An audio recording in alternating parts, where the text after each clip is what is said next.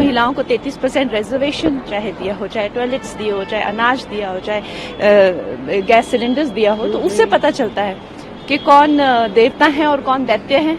जो महिलाओं का अपमान करते हैं उनको जो है इस तरह से सरेआम जो है मेरा घर तोड़ा गया, गंदी गंदी गालियां मुझे दी गई। कुछ मूर्खों के इकट्ठे हो जाने से देश के टुकड़े नहीं हो सकते।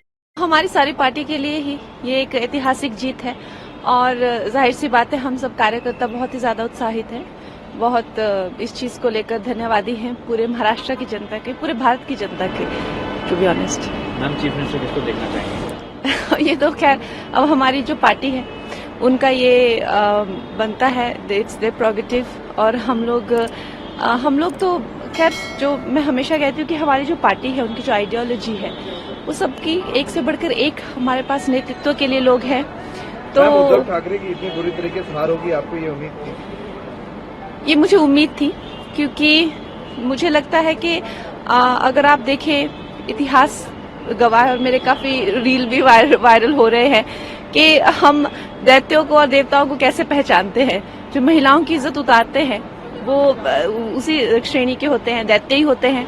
और जो महिलाओं को सम्मान देते हैं, आज हमें अगर महिलाओं को 33% रिजर्वेशन चाहे दिया हो, चाहे टॉयलेट्स दिए हो, चाहे अनाज दिया हो, चाहे गैस सिलेंडर्स दिया हो, तो उससे पता चलता है कि कौन देवता है और कौन दैत्य है। तो दैत्यों का वही हुआ जो होता है हमेशा, उनकी हार हुई। और आप देख लीजिए महाभारत में तो एक ही क्लैन था, एक ही भाई थे, सब एक ही परिवार था, लेकिन फिर भी फर्क कितना था। जो महिलाओं का अपमान करते हैं उनको जो है इस तरह से सरेआम जो है मेरा घर तोड़ा गया, गंदी गंदी गालियां मुझे दी गई, तो मुझे लगता है कि कहीं ना कहीं बुद्धि भ्रष्ट हो गई थी, वो दिख ही रहा था। कांग्रेस पर पीएम ने सिर्फ परिवार और लड़ाने की राजनीति करने का आरोप लगाया, कैसे देखते हैं? उनको भी एक पब्लिक से काफी एक मजबूत जवाब मिला है कि किस तरह से ये देश जो है, ये देश बड़े ही बलिदान देकर देश बना है और किसी के ऐसे कहने से या कुछ मूर्खों के इकट्ठे हो जाने से देश के टुकड़े नहीं हो सकते और नहीं होने भी नहीं देंगे। मैम, एक इम्पोर्टेंट सवाल है कि संभल में एक मस्जिद है, उसका सर्वे करने के लिए एक टीम जाती है, उसके ऊपर पथराव हो जाता है। आज सुबह की घटना है, इस पर आपका क्या? आज जनी हुई है, पत्थरबाजी हुई है संभल में, तो इससे हमें साक्षात देखने को मिलता है कि एक है तो नेक है, अगर बटेंगे तो कटेंगे। आप देख सकते हैं कि किस तरह की सिचुएशंस हमारे देश में ऐसे ऐसे एरियाज भी हैं जहां पे जाना ही अलाउड नहीं है इवनिंग के बाद।